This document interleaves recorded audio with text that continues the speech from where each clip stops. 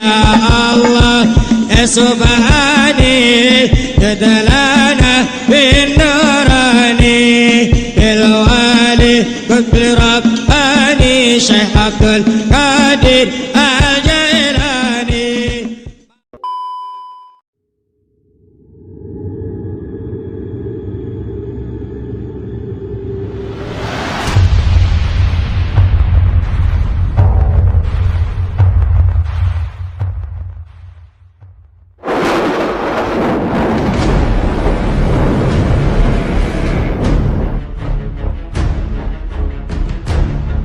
Tak banyak orang tahu dan mengenal nama Syekh Subakir.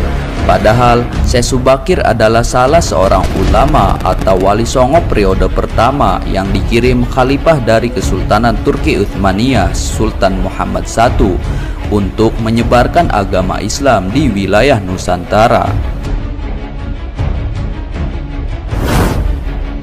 Syekh Subakir konon adalah seorang ulama besar yang telah menumbal tanah Jawa dari pengaruh negatif makhluk halus saat awal penyebaran ajaran Islam di Nusantara. Kisahnya dimulai saat Sultan Muhammad I bermimpi mendapat wangsit untuk menyebarkan dakwah Islam ke tanah Jawa. Adapun mubaliknya diharuskan berjumlah 9 orang. Jika ada yang pulang atau wafat, maka akan digantikan oleh ulama lain asal tetap berjumlah 9. Sehingga dikumpulkanlah beberapa ulama terkemuka dari seluruh dunia Islam waktu itu. Para ulama yang dikumpulkan tersebut mempunyai keahlian masing-masing. Ada yang ahli tata negara, berdakwah, pengobatan, tumbal atau ruqyah, dan lain-lain. Lalu dikirimlah beberapa ulama ke Nusantara atau tanah Jawa. Namun sudah beberapa kali utusan dari Kesultanan Turki Utsmaniyah yang datang ke tanah Jawa untuk menyebarkan agama Islam, tapi pada umumnya mengalami kegagalan.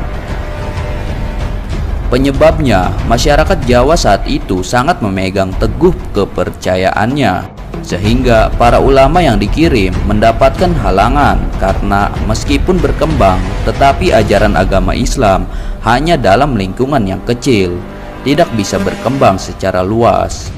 Selain itu juga konon Pulau Jawa saat itu masih merupakan hutan belantara yang angker, yang dipenuhi oleh makhluk halus dan jin-jin jahat.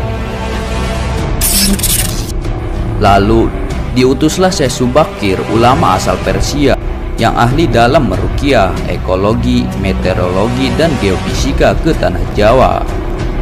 Beliau diutus secara khusus menangani masalah-masalah gaib dan spiritual yang dinilai telah menjadi penghalang diterimanya Islam oleh masyarakat Jawa ketika itu.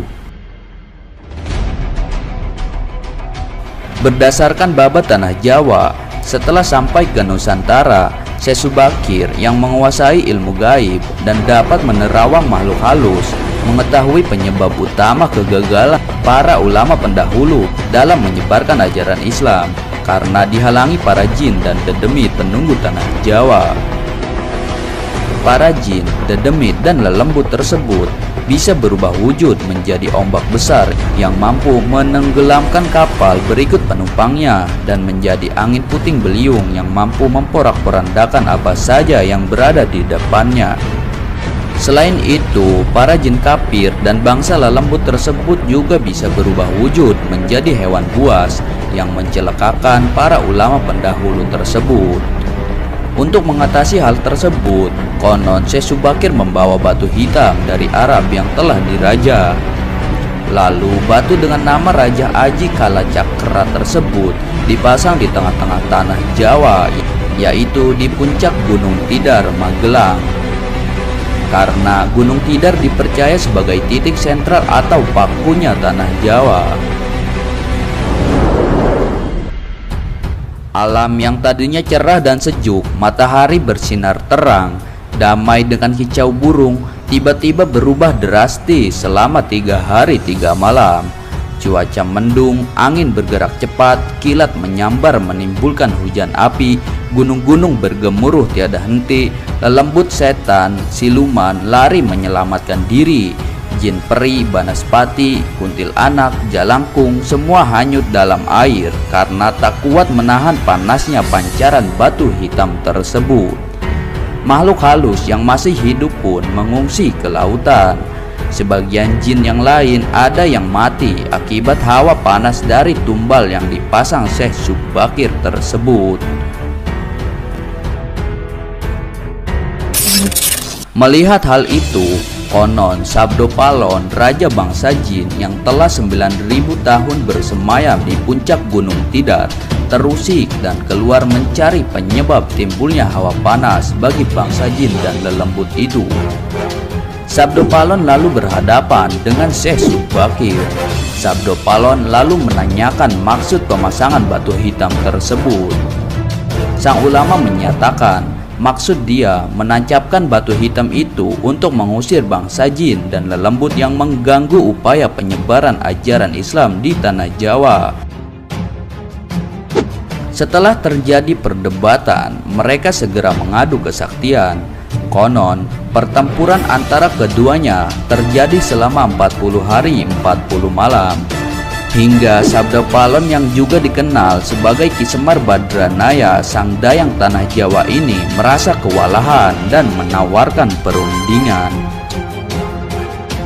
Sabdopalon mensyaratkan beberapa poin dalam upaya penyebaran Islam di tanah Jawa.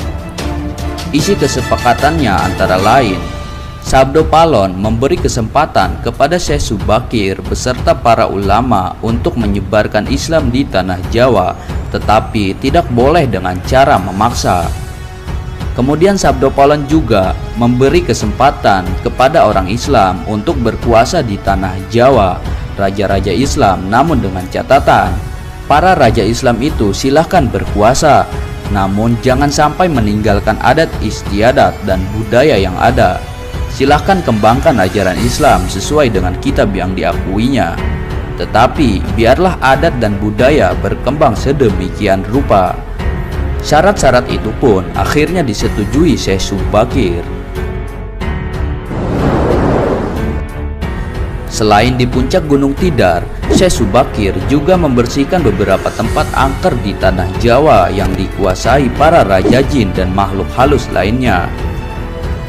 Dalam versi lain diceritakan, untuk membersihkan wilayah Gunung Tidar dari bangsa jin, Syekh Subakir membawa senjata pusaka berupa tombak Kiai Panjang.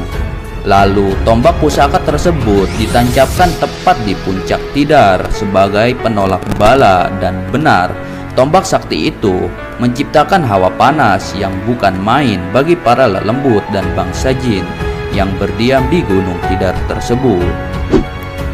Mereka pun lari tunggang langgang meninggalkan Gunung Tidar. Sebagian pengikut Sabdopalon dari bangsa jin melarikan diri ke daerah timur, dan konon hingga sekarang menempati daerah Gunung Merapi yang masih dipercaya sebagian masyarakat sebagai wilayah yang angker. Bahkan sebagian lagi anak buah Sabdopalon ada yang melarikan diri ke Alas Roban dan ke Gunung Sarandil. Tombak itu sekarang masih dijaga oleh masyarakat dan ditempatkan di puncak Gunung Tidar dengan nama Makam Tombak Kiai Panjang. Dengan adanya tombak sakti itu, maka amanlah Gunung Tidar dari kekuasaan para jin dan makhluk halus. Karena keberhasilannya menumbal tanah Jawa, lalu penyebaran Islam oleh Wali Songo periode pertama menjadi lancar. Nama Syekh Subakir lalu menjadi sangat terkenal dan dikagumi di kalangan para pendekar, penganut ilmu gaib dan kanuragan, bangsawan serta masyarakat di tanah Jawa ketika itu.